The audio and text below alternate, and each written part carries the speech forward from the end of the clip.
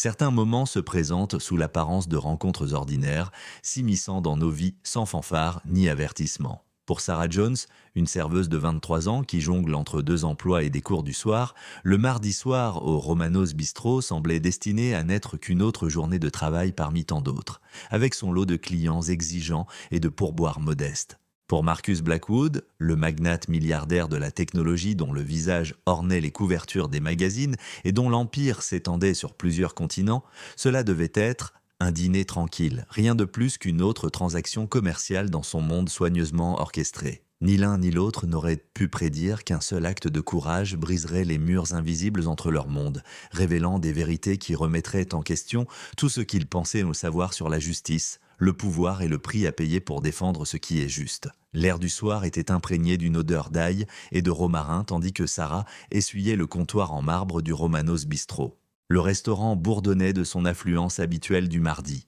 Un mélange de professionnels se détendant après une longue journée et de couples célébrant de modestes événements marquants. Elle était debout depuis 6 heures d'affilée, son uniforme impeccable malgré le rythme effréné. Son sourire sincère même si la fatigue lui tiraillait les coins de la bouche. Les pourboires de ce soir étaient corrects, suffisants pour couvrir ses manuels scolaires du semestre suivant si elle faisait attention à ses dépenses. À la table 12 était assise une femme d'une quarantaine d'années, vêtue d'un blazer de créateur impeccablement taillé avec des bijoux discrets mais coûteux. Patricia Kellerman était une habituée mais pas du genre que les serveurs apprécient particulièrement. Elle avait l'habitude de traiter le personnel comme des objets invisibles plutôt que comme des êtres humains. Sa voix ayant ce ton particulier qui vient du fait de ne jamais avoir à se demander d'où viendra son prochain repas. Ce soir-là, elle dînait avec 2 associés, leur conversation étant ponctuée de jargon d'entreprise et de rires prétentieux. Les ennuis commencèrent lorsque John, un étudiant timide qui travaillait depuis une semaine comme aide-serveur, heurta accidentellement la chaise de Patricia en débarrassant la table voisine. Quelques gouttes d'eau provenant de son pichet tombèrent sur son foulard en soie, créant de petites taches sombres qui disparaîtraient probablement en quelques minutes. La collision était mineure, le genre d'erreur innocente qui se produit des dizaines de fois dans n'importe quel restaurant bondé, n'importe quel soir. La réaction de Patricia fut tout sauf proportionnée. Sa voix trancha les bavardages ambiants comme une lame tranchante et impitoyable. Elle se retourna sur sa chaise, les yeux brûlants d'une fureur qui semblait puiser son énergie dans une source plus profonde de frustration. John resta figé, le pichet tremblant entre ses mains, le visage rouge de honte et de panique grandissante. Il balbutia des excuses, ses mots se bousculant dans sa hâte de se racheter. Mais Patricia ne faisait que commencer. Sa voix monta d'une octave, attirant les regards des tables voisines. Elle réprimanda le jeune homme avec une méchanceté qui dépassait largement le cadre de son erreur, attaquant non seulement ses compétences, mais aussi sa valeur en tant qu'être humain.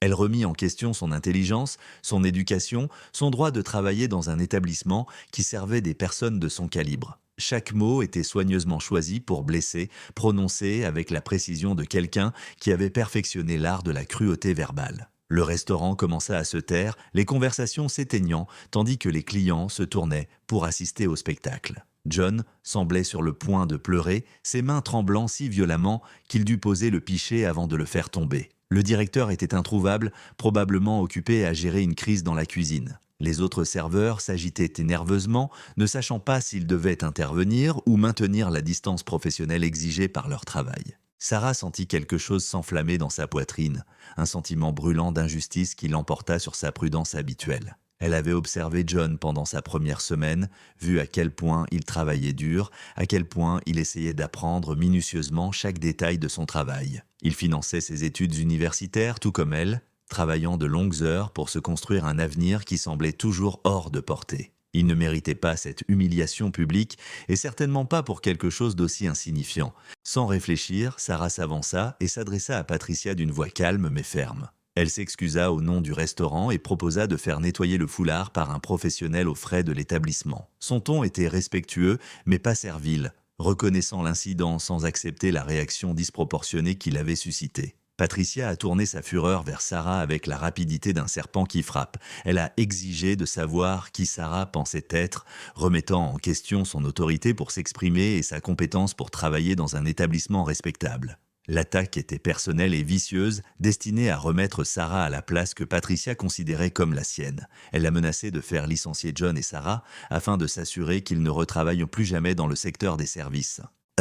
Mais Sarah ne recula pas. Au contraire, elle se redressa, sa voix gagnante en force alors qu'elle se défendait et défendait John. Elle fit remarquer que des accidents se produisaient sur tous les lieux de travail, que les dégâts étaient minimes et facilement réparables, et que traiter les personnes qui travaillent dur avec une dignité élémentaire ne devrait pas être trop demandé à quiconque, quelle que soit sa situation dans la vie. Ces mots étaient d'un mesuré mais puissant, portant le poids de quelqu'un qui avait fait face à l'adversité et refusait de se laisser abattre par elle. La confrontation aurait pu continuer à s'intensifier, mais elle fut interrompue par un son lent et délibéré qui trancha la tension comme un couteau. Quelqu'un applaudissait. À une table d'angle qui était occupée si discrètement que la plupart des gens ne l'avaient pas remarqué, un homme s'est levé. Il était grand et distingué. Son costume gris, anthracite, parfaitement taillé, sa présence imposante sans être ostentatoire. Ses applaudissements se sont poursuivis, réguliers et déterminés, tandis que tous les regards du restaurant se tournèrent vers lui. Il y avait quelque chose dans son attitude qui suggérait la richesse et le pouvoir,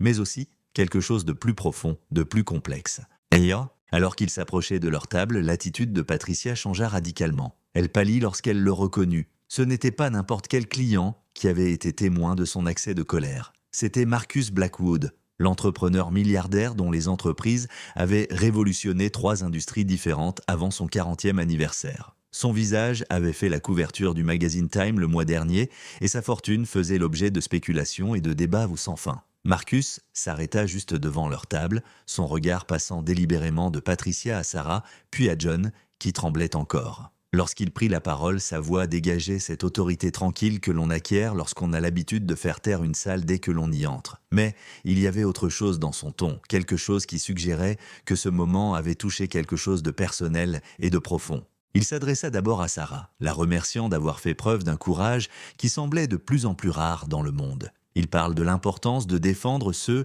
qui ne pouvaient pas se défendre eux-mêmes, de la dignité que chaque personne mérite, quel que soit son titre professionnel ou le solde de son compte bancaire. Ces mots étaient simples mais avaient un poids énorme, prononcés avec la conviction de quelqu'un qui avait appris ses leçons à travers des expériences difficiles.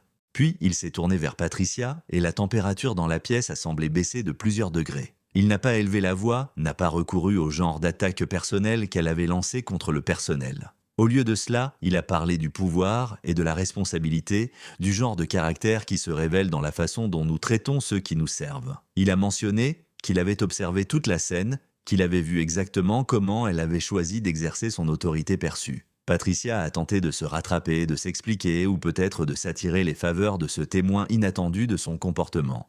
Mais Marcus n'était pas intéressé par ces justifications. Il en avait vu assez pour se forger son opinion et celle-ci était clairement défavorable. La femme qui semblait si redoutable quelques instants auparavant paraissait désormais petite et sur la défensive, ses fanfaronnades s'évaporant sous le regard fixe de quelqu'un dont l'opinion comptait réellement dans les cercles auxquels elle voulait désespérément appartenir. Mais c'est ce qui s'est passé ensuite qui allait tout changer pour Sarah. Marcus a fouillé dans sa veste et en a sorti une simple carte de visite qu'il lui a tendue avec un léger sourire qui suggérait que cette rencontre l'avait affecté plus profondément que ne le laissait paraître son apparence calme. Il lui a dit que les personnes dotées de son intégrité étaient exactement ce dont ces entreprises avaient besoin, que son courage était bien plus précieux que n'importe quel diplôme ou titre. La carte était élégante dans sa simplicité, ne comportant que son nom et un numéro de téléphone. Mais Sarah en comprit immédiatement les implications. Ce n'était pas seulement une occasion de réseautage ou un geste de politesse, c'était une porte s'ouvrant sur des possibilités qu'elle n'avait jamais osé imaginer, offertes par quelqu'un dont les ressources pouvaient littéralement changer le cours de sa vie. Alors que Marcus s'apprêtait à partir, il s'est arrêté pour parler tranquillement avec John, le serveur, lui offrant des mots d'encouragement et une perspective qui ont aidé à restaurer la confiance ébranlée du jeune homme. Puis il s'est approché du gérant qui était finalement sorti de la cuisine pour trouver son restaurant en effervescence, où tout le monde chuchotait à propos de ce qui venait de se passer. La conversation entre Marcus Blackwood et le gérant a été brève mais intense, menée à voix basse pour que la plupart des clients ne puissent pas l'entendre. Cependant, le résultat était assez clair lorsque le gérant s'est approché de la table de Patricia avec une expression grave et lui a discrètement fait savoir que Romanos ne pourrait plus l'accueillir. Patricia est partie furieuse, suivie de ses associés qui semblaient reconsidérer leur propre association avec une personne qui venait d'être ainsi réprimandée en public par l'un des hommes les plus puissants du pays. Le restaurant retrouva lentement son rythme normal, mais l'excitation sous-jacente persistait. Les membres du personnel continuaient à jeter des regards admiratifs et curieux à Sarah, tandis que les clients chuchotaient entre eux à propos de la scène dramatique dont ils venaient d'être témoins. Sarah tenait la carte de visite dans ses mains, qui tremblèrent légèrement alors qu'elle commençait à prendre conscience de l'ampleur de ce qui venait de se passer. En l'espace de 20 minutes, elle était passée du statut de simple serveuse effectuant une énième journée de travail à celui de détentrice de ce qui pourrait être la clé d'un avenir totalement différent. La réaction du milliardaire à son simple geste de décence avait révélé quelque chose de profond sur eux deux, déclenchant une série d'événements qui remettraient en question tout ce qu'elle croyait savoir sur la justice, les opportunités et les liens cachés qui unissent nos vies. La carte semblait incroyablement légère dans sa paume, mais elle pouvait sentir le poids de la décision qu'elle représentait. Demain, elle devrait décider si elle allait passer cet appel, franchir la porte que Marcus Blackwood lui avait ouverte. Mais ce soir-là, alors que son service touchait à sa fin, Sarah se surprit à remettre en question tout ce qu'elle croyait savoir sur le monde et sa place dans celui-ci. Le reste de son service s'écoula dans un brouillard de conversations chuchotées et de regards en coin. Ses collègues serveurs l'abordèrent avec des expressions mêlant admiration et curiosité. Leur voix étouffée lorsqu'ils lui demandèrent ce que Marcus Blackwood avait dit, ce que signifiait la carte, si elle avait vraiment l'intention d'appeler le numéro imprimé en caractères élégants sur sa surface. Sarah se surprit à éluder la plupart de leurs questions, non par souci de confidentialité, mais parce qu'elle-même ne connaissait vraiment pas les réponses. John, le commis de salle, s'était quelque peu remis de son humiliation, mais Sarah remarqua qu'il se déplaçait avec une prudence supplémentaire autour des tables restantes, sa confiance encore fragile après l'agression verbale de Patricia. Pendant une brève accalmie entre deux commandes, il s'approcha de Sarah, les larmes encore brillantes dans les yeux, sa gratitude si profonde qu'il était presque douloureux d'en être témoin. Il la remercia à plusieurs reprises, la voix chargée d'émotion, essayant d'exprimer ce que son intervention avait signifié pour lui. Le jeune homme venait d'une famille qui avait immigré 3 ans plus tôt, ses parents occupant plusieurs emplois pour financer ses études, tandis qu'il se débattait avec la langue et les coutumes d'un pays qui lui semblait encore étranger. L'humiliation de ce soir avait réveillé toutes ses insécurités, tous ses doutes quant à sa place dans ce monde de nappes blanches et de clients privilégiés. La défense de Sarah avait été plus qu'une simple courtoisie professionnelle. Elle avait été une affirmation de sa valeur en tant qu'être humain.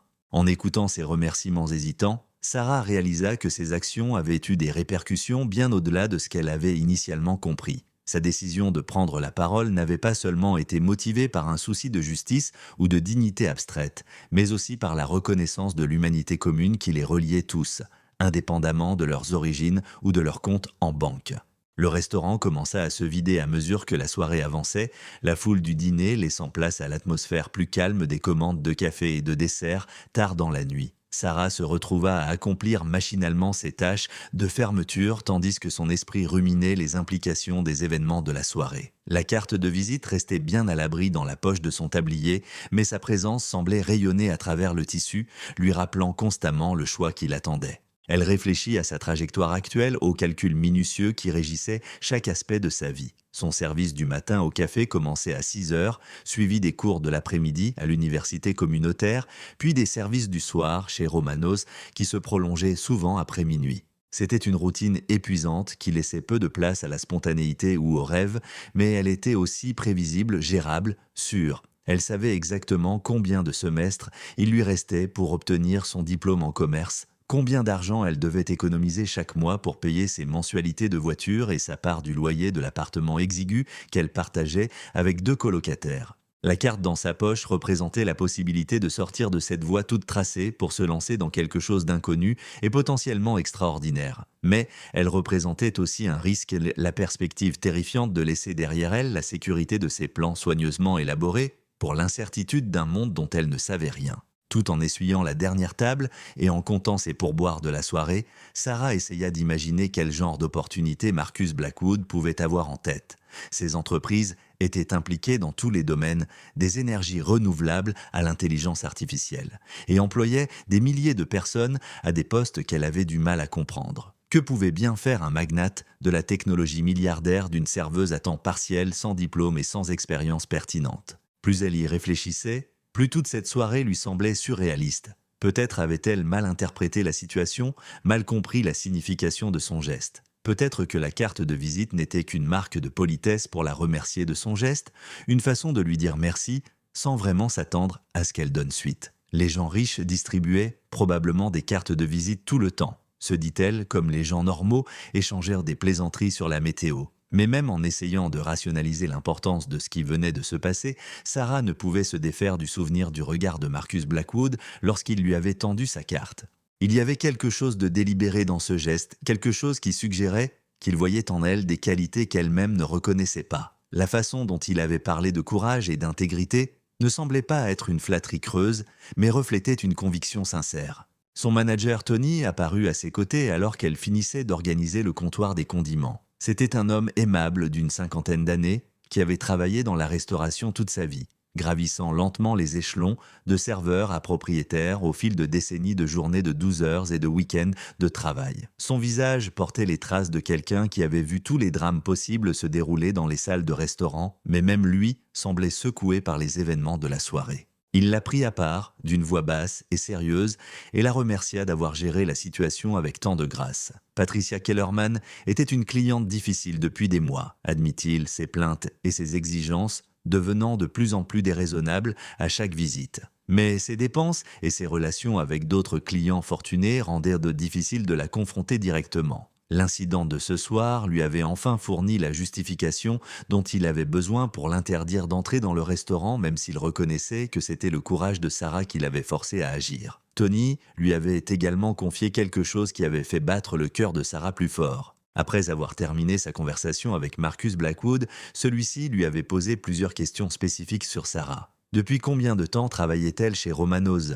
Quelles étaient ses aspirations professionnelles? Avait-il l'impression qu'elle était capable d'assumer des responsabilités accrues? Ces questions suggéraient un intérêt sincère qui allait bien au-delà de la simple politesse. Alors que Sarah rentrait chez elle en voiture dans les rues désertes, son esprit continuait à envisager toutes sortes de possibilités et de scénarios. La ville lui semblait différente, comme si les événements de la soirée avaient changé sa perspective sur tout ce qui l'entourait. Les repères familiers de sa routine quotidienne lui paraissaient plus petits, plus limités, tandis que les tours scintillantes du quartier des affaires du centre-ville lui semblaient plus accessibles que jamais.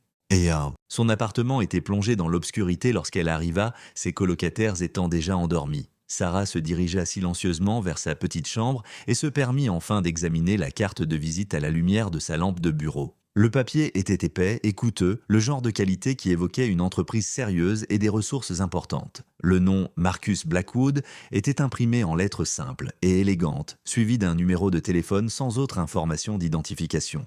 Pas de nom d'entreprise, pas de titre, pas d'adresse, juste les éléments essentiels pour le contacter. Elle posa la carte sur sa table de chevet et la fixa du regard pendant qu'elle se changeait. Ce simple rectangle de papier semblait vibrer de possibilités, représentant un carrefour qu'elle n'avait jamais imaginé rencontrer. D'un côté, se trouvait le chemin qu'elle avait toujours connu. La course effrénée vers un diplôme modeste et une carrière modeste dans une vie modeste. De l'autre côté, se trouvait l'inconnu, à la fois terrifiant et exaltant. Le sommeil lui échappa pendant des heures alors qu'elle était allongée dans son lit, repassant dans sa tête chaque instant de la rencontre de la soirée. Elle analysa les paroles de Marcus Blackwood, cherchant des indices sur ses intentions et ses attentes. Elle repensa à la fureur de Patricia Kellerman et à la façon dont elle s'était effondrée sous le regard désapprobateur du milliardaire. Elle se souvint du regard reconnaissant du jeune John et se demanda si elle aurait eu le courage d'agir si elle avait su toutes les conséquences de son intervention. Mais derrière toutes ces analyses et spéculations, elle prenait de plus en plus conscience qu'un changement fondamental s'était opéré en elle. La femme qui avait tenu tête à Patricia Kellerman n'était plus la même que celle qui avait commencé son service ce soir-là. En défendant John et en affirmant sa propre dignité, elle avait découvert en elle des réserves de force et de conviction qu'elle ne se savait pas posséder. Le lendemain matin arriva avec l'insistance brutale de son réveil, l'attirant de ses rêves agités vers la routine familière d'une nouvelle journée. Mais alors que Sarah se préparait pour son service du matin au café, la carte de visite semblait l'observer depuis la table de chevet, lui rappelant silencieusement que la routine était désormais un choix plutôt qu'une fatalité. Le café sentait l'espresso brûlé et les rêves inassouvis, ses lumières fluorescentes projetant des ombres dures sur le sol en linoléum usé. Sarah accomplissait sa routine matinale avec une précision mécanique, faisant mousser le lait et moulant les grains, tandis que ses pensées restaient ancrées dans les événements de la veille. La carte de visite avait trouvé sa place dans son portefeuille, glissée derrière son permis de conduire, où elle pouvait sentir sa présence tout en restant cachée des regards curieux. Sa collègue Jennifer remarqua immédiatement sa distraction. Jennifer avait 26 ans et travaillait au café depuis 3 ans. Son projet initial, qui était d'économiser de l'argent pour suivre des études d'infirmière, s'était progressivement érodé sous le poids des exigences incessantes du loyer et de la survie. Elle possédait l'intuition aiguë de quelqu'un qui avait appris à lire les humeurs des gens par nécessité professionnelle, et l'énergie à peine contenue de Sarah était impossible à manquer. Pendant l'affluence matinale, alors qu'elle travaillait côte à côte pour servir les clients aux yeux encore embrumés, Jennifer bombarda Sarah de questions. Quelque chose s'était-il passé à son travail du soir? Se sentait-elle bien? Avait-elle besoin de parler? Sarah éluda ces questions en répondant vaguement qu'elle était fatiguée. Mais elle sentait le regard inquiet de Jennifer la suivre tout au long de leur service. La foule matinale était composée, comme d'habitude, d'employés de bureau venant chercher leur dose de caféine avant de disparaître dans les tours de verre et d'étudiants sirotant leur café, penchés sur leur ordinateur portable. Sarah les servait avec son efficacité habituelle, mais une partie de son attention était ailleurs, imaginant ce que ce serait d'entrer dans l'un de ces immeubles de bureaux rutilants en tant que personne autre qu'une simple livreuse de commandes à emporter. À 10 heures, l'affluence s'était calmée, laissant Sarah et Jennifer avec le rythme plus lent des habitués du milieu de matinée. C'est alors que le téléphone de Sarah a sonné, le numéro était inconnu mais local. Son cœur battait à tout rompre lorsqu'elle s'est excusée pour prendre l'appel dans la petite salle de pause derrière le comptoir. La voix, à l'autre bout du fil, était claire et professionnelle, celle de quelqu'un qui travaillait manifestement dans un environnement où le temps était mesuré en heures facturables plutôt qu'en pause café. La personne qui appelait s'est présentée comme Rebecca Martinez, assistante de direction de Marcus Blackwood, et a demandé si Sarah serait disponible pour une réunion cet après-midi à 2 heures. Sarah eut la bouche sèche tandis qu'elle réfléchissait à cette demande. Elle s'était attendue à ce que ce soit à elle de décider d'appeler le numéro figurant sur la carte de visite, à ce que ce soit elle qui fasse le premier pas vers l'opportunité que Marcus Blackwood avait en tête. Elle n'avait pas prévu qu'il prendrait l'initiative, que ses actions de la veille avaient déjà mis en marche un processus qui échappait à son contrôle. Rebecca lui donna l'adresse d'un lieu situé au cœur du quartier financier sur un ton poli mais efficace, expliquant que M. Blackwood avait été impressionné par la personnalité de Sarah et souhaitait discuter d'une opportunité potentielle. Lorsque Sarah mentionna qu'elle aurait besoin de demander un congé à son travail, Rebecca proposa immédiatement d'appeler le gérant du café pour s'assurer que cela ne poserait pas de problème. La conversation dura moins de 5 minutes, mais lorsque Sarah revint au comptoir, son monde avait de nouveau basculé. Jennifer jeta un coup d'œil à son visage pâle et à ses yeux écarquillés et exigea immédiatement une explication. Incapable de contenir plus longtemps l'ampleur de ce qui se passait, Sarah se retrouva à raconter toute l'histoire de la veille au soir pendant qu'elle préparait les commandes pour la poignée de clients éparpillés dans le café. Les réactions de Jennifer passèrent du scepticisme à l'étonnement puis à l'inquiétude, tandis que Sarah décrivait la confrontation avec Patricia Kellerman, l'intervention de Marcus Blackwood et la carte de visite qui avait conduit à l'appel téléphonique de ce matin. Lorsque Sarah mentionna la réunion prévue pour cet après-midi, les yeux de Jennifer s'écarquillèrent, reflétant parfaitement les émotions contradictoires de Sarah entre excitation et inquiétude. Les préoccupations pratiques ont afflué au fur et à mesure de leur conversation. Que porterait Sarah pour rencontrer l'un des hommes les plus puissants du pays? Comment se préparer à une conversation alors qu'elle n'avait aucune idée du type d'opportunité qu'il avait en tête? Et si tout cela n'était qu'un malentendu élaboré et qu'elle se ridiculisait devant quelqu'un dont l'opinion pouvait influencer son avenir d'une manière qu'elle ne pouvait même pas imaginer? Jennifer, malgré sa situation modeste, s'est avérée être une alliée précieuse pour répondre à ses préoccupations. Elle a proposé à Sarah de lui prêter sa meilleure tenue d'entretien, un blazer bleu marine et une jupe assortie qu'elle avait portée lors d'un seul entretien d'embauche 3 ans plus tôt. Elle a également insisté pour faire des recherches sur Marcus Blackwood en ligne, en trouvant des articles et des interviews susceptibles de donner un aperçu de sa philosophie d'entreprise et de ses intérêts personnels. Ce qu'elles ont découvert était à la fois rassurant et intimidant. Marcus Blackwood avait bâti sa fortune grâce à une combinaison d'innovations technologiques et d'acquisitions stratégiques, mais il était également connu pour ses pratiques d'embauche non conventionnelles et sa conviction qu'il fallait promouvoir les gens en fonction de leur personnalité plutôt que de leur seule qualification. Plusieurs articles mentionnaient son habitude de trouver des employés exceptionnels dans des endroits inattendus, qu'il s'agisse de promouvoir un agent de sécurité au poste de directeur des opérations ou d'embaucher un représentant du service clientèle qui est devenu l'un de ses conseillers les plus fiables. Ce schéma suggérait que le manque de qualification traditionnelle de Sarah n'était peut-être pas l'obstacle qu'elle craignait.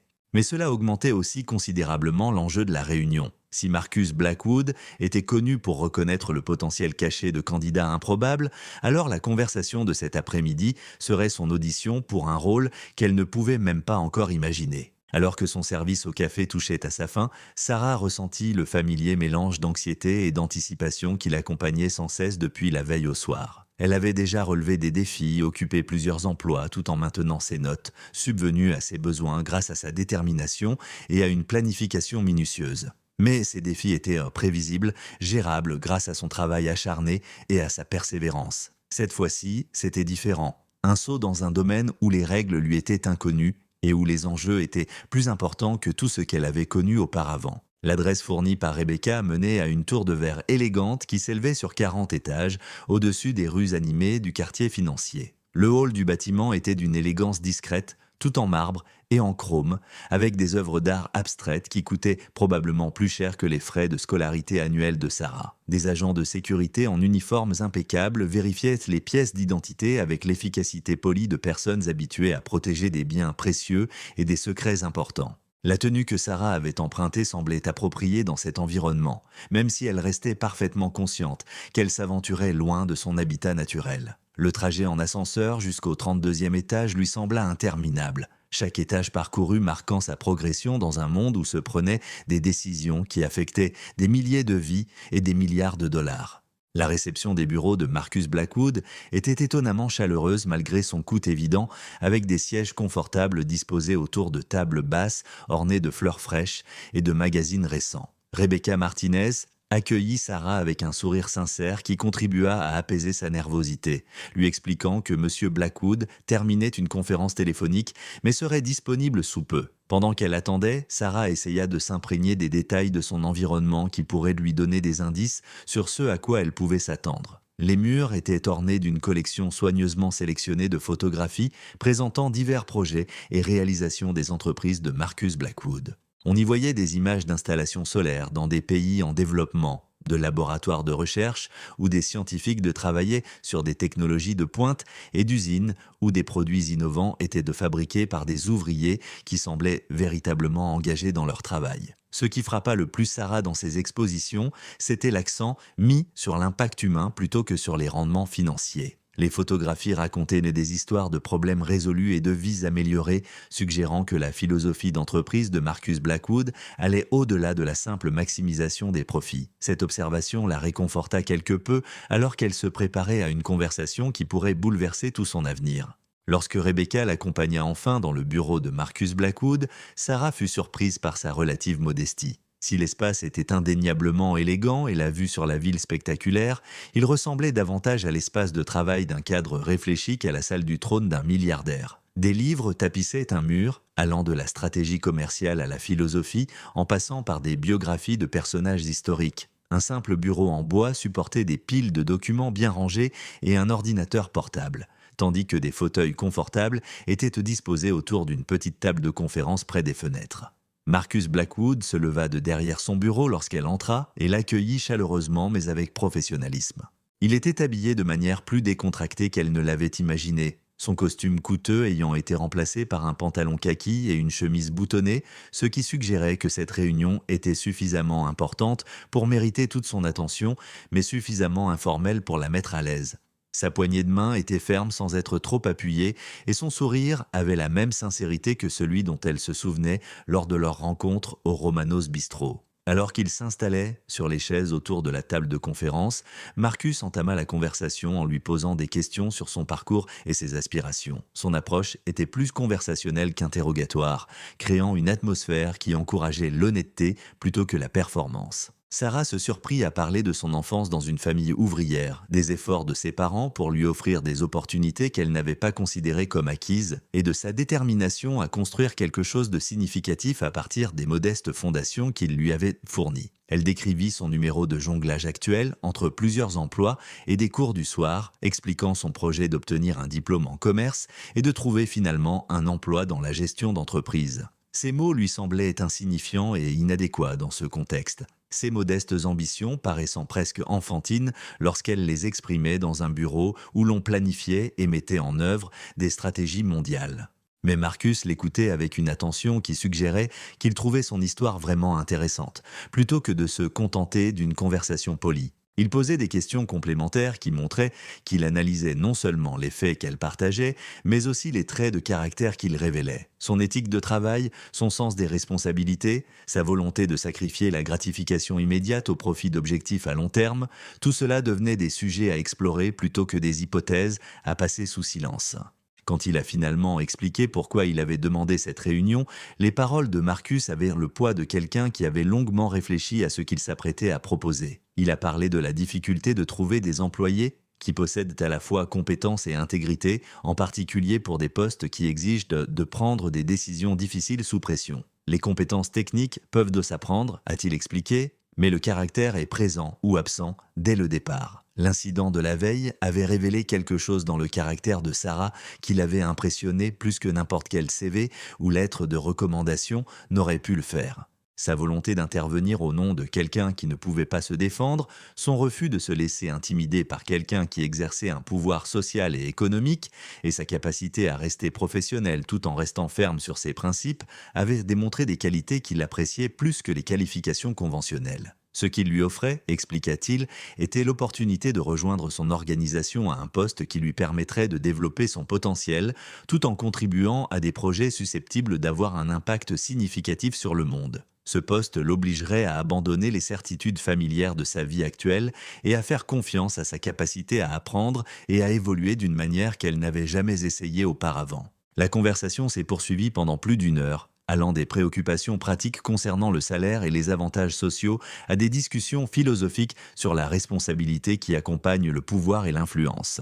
Marcus a partagé des anecdotes tirées de sa propre carrière, des moments où il avait pris des risques qui semblaient insensés aux yeux des autres, mais qui avaient finalement défini son chemin vers le succès. Il a parlé des échecs comme des victoires, reconnaissant que la croissance exigeait une volonté de s'aventurer au-delà des limites du confort et de la certitude. À la fin de leur rencontre, Sarah comprit qu'on lui offrait plus qu'un simple emploi. On l'invitait à devenir une version d'elle-même qu'elle n'avait jamais osé imaginer, à découvrir des capacités qui étaient restées en sommeil pendant toutes ces années de planification minutieuse et d'attente modeste. L'opportunité était extraordinaire, mais elle était aussi terrifiante par son ampleur et ses implications.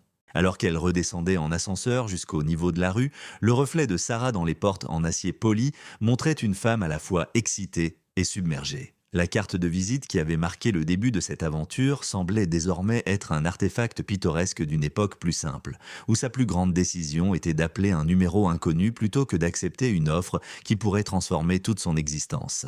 Les rues de la ville bourdonnaient de leur énergie habituelle de l'après-midi lorsque Sarah sortit de la tour de verre, mais les sons familiers semblaient étouffés, comme si elle percevait le monde à travers un filtre d'incrédulité. Le poids de l'offre de Marcus Blackwood pesait sur sa conscience comme une présence physique, remodelant sa compréhension de ce qui était possible d'une manière qui la laissait à la fois exaltée et terrifiée. Elle se retrouva à marcher sans but, ses pieds la portant à travers le quartier financier, tandis que son esprit luttait pour assimiler l'ampleur de ce qui venait de se passer. Le poste que Marcus lui avait décrit n'était pas simplement une promotion ou une avancée professionnelle. C'était une invitation à entrer dans un domaine d'existence complètement différent où ses décisions auraient une incidence sur des budgets supérieurs aux recettes annuelles de sa ville natale et où ses erreurs pourraient avoir des conséquences qu'elle ne pouvait même pas encore comprendre. Le salaire à lui seul était stupéfiant, plus du triple de ce qu'elle gagnait actuellement avec ses 2 emplois combinés. Mais au-delà de la transformation financière,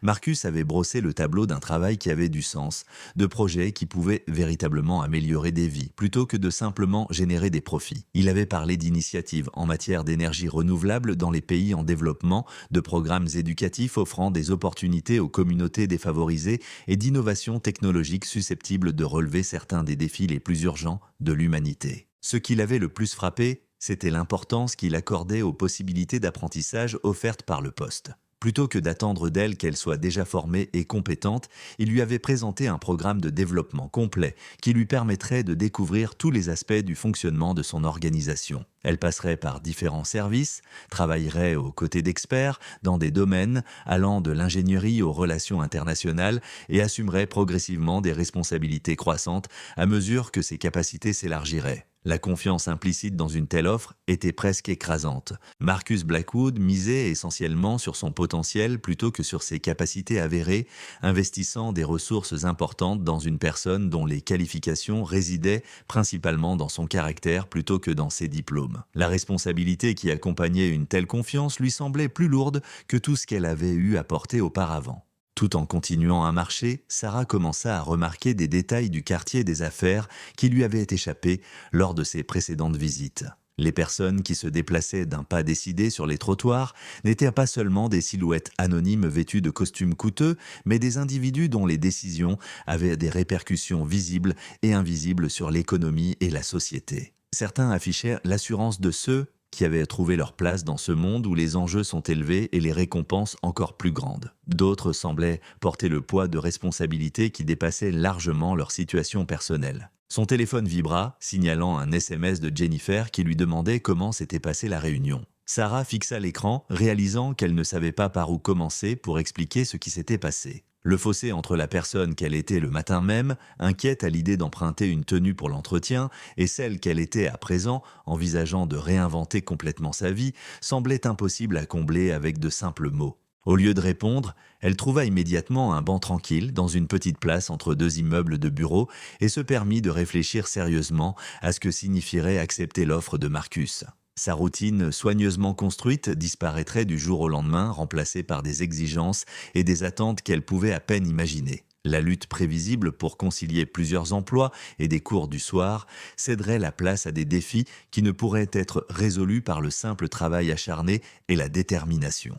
Les relations qui ancraient actuellement sa vie changeraient inévitablement elles aussi. Ses colocataires, ses collègues de travail et même ses camarades de classe à l'université communautaire vivaient dans un monde défini par des contraintes financières et des aspirations modestes. Entrer dans l'orbite de Marcus Blackwood créerait une distance sociale et économique qui pourrait s'avérer impossible à combler. Elle pensa au rêve de Jennifer d'étudier les sciences infirmières, perpétuellement reportées par les exigences de la survie immédiate, et se demanda si son ascension soudaine serait perçue comme un abandon par ceux qu'elle laissait derrière elle. Mais à côté de ses préoccupations, Sarah sentait autre chose bouillonner en elle, une soif qu'elle avait réprimée si longtemps qu'elle en avait presque oublié l'existence. Au fil de ces années de planification minutieuse et d'objectifs modestes, elle avait appris à contenir ses ambitions dans les limites de ce qui semblait réaliste et réalisable. La possibilité qu'elle soit capable de plus, que son potentiel puisse s'étendre au-delà des limites qu'elle avait acceptées comme des faits immuables, était à la fois excitante et profondément déstabilisante.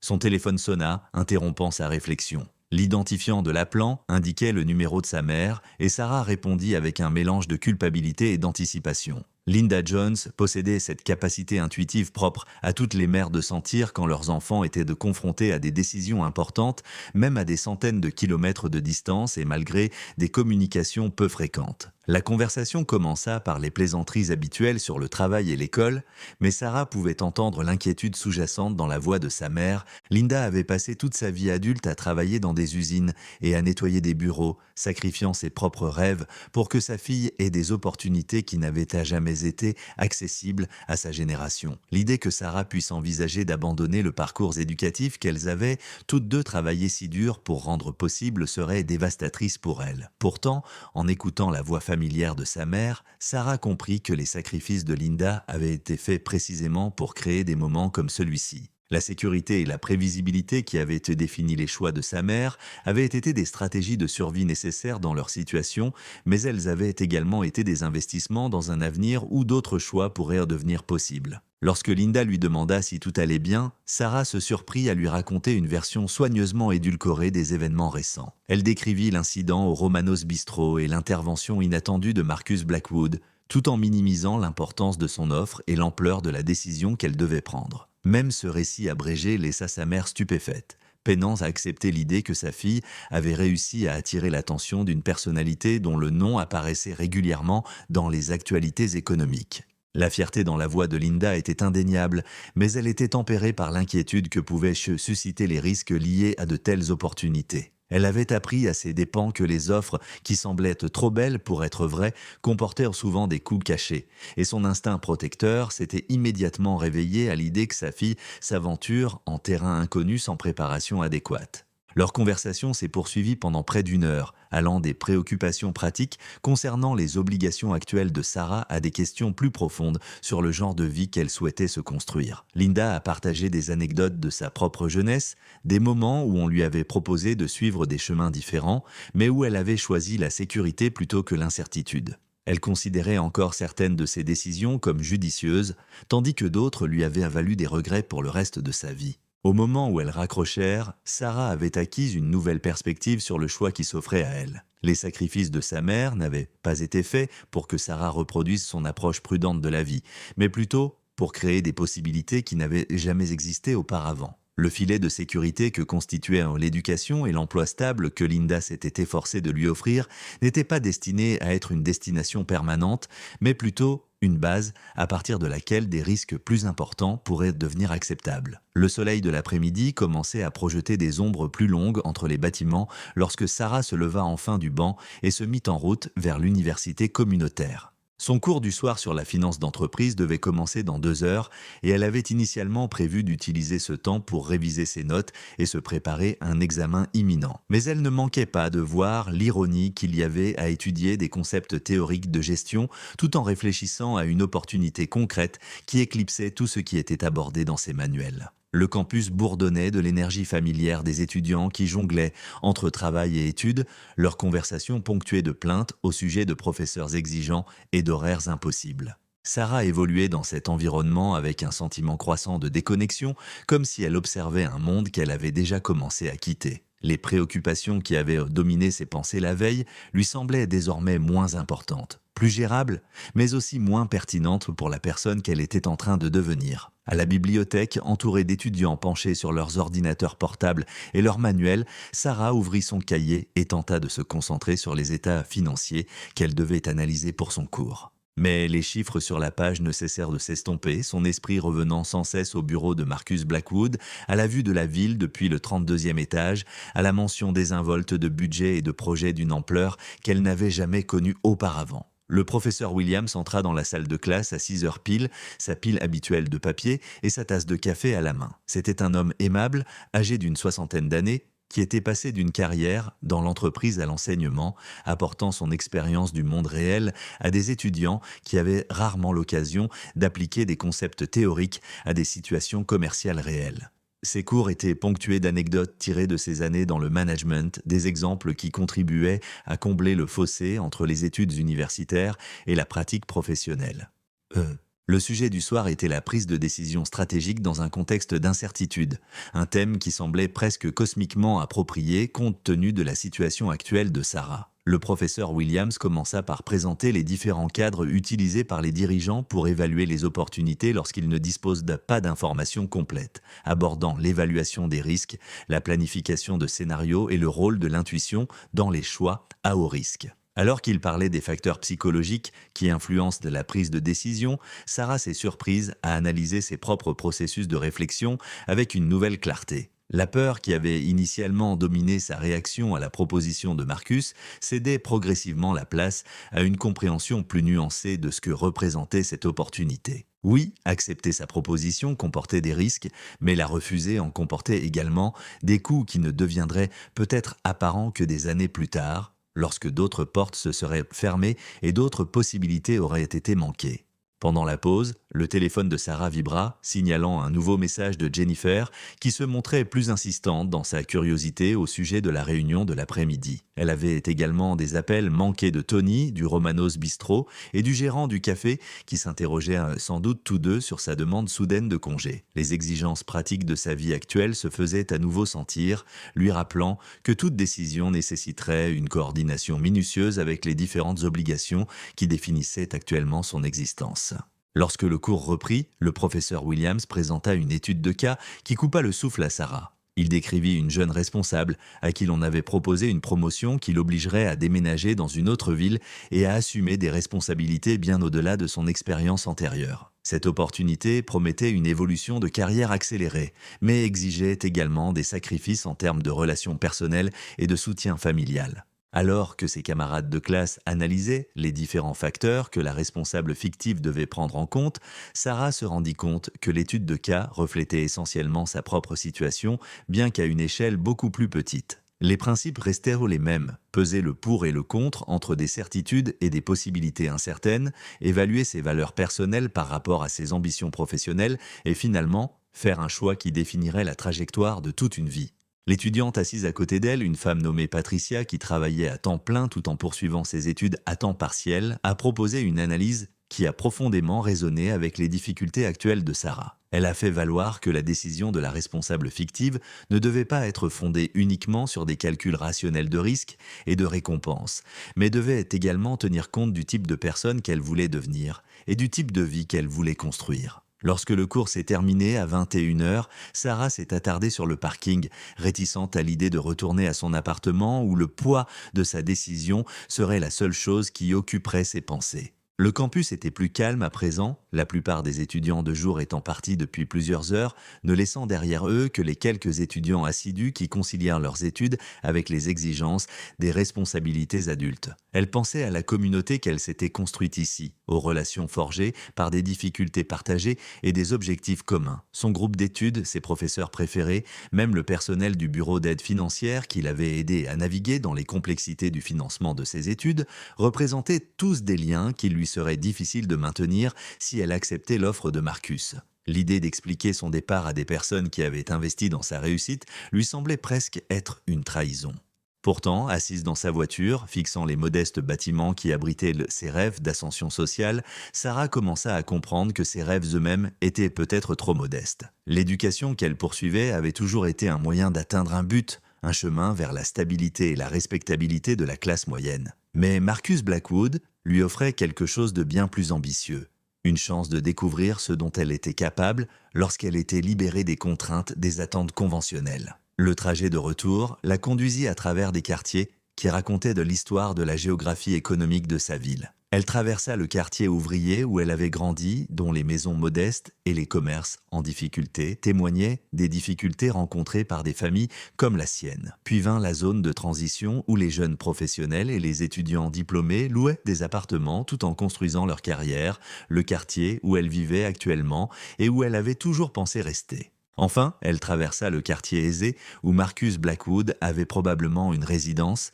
même si elle n'avait aucune idée de laquelle de ces élégantes maisons derrière de hauts portails et des pelouses impeccables pouvait être la sienne. Le contraste entre ces différents mondes, tous existant dans la même ville, mais séparés par des barrières invisibles de classe et d'opportunités, la frappa avec une force nouvelle. L'histoire de Sarah nous rappelle que le courage ne se mesure pas à l'importance de notre scène, mais à notre volonté de défendre ce qui est juste lorsque cela compte le plus. Un seul moment d'intégrité dans un restaurant bondé a été le catalyseur qui a transformé non seulement sa propre vie, mais aussi révélé le caractère qui nous relie tous. Parfois, les opportunités les plus extraordinaires se présentent sous la forme de choix ordinaires, attendant que quelqu'un ait le courage de défendre un inconnu et de découvrir sa propre force cachée. Quel moment de courage vous attend dans votre propre vie, prêt à tout changer ?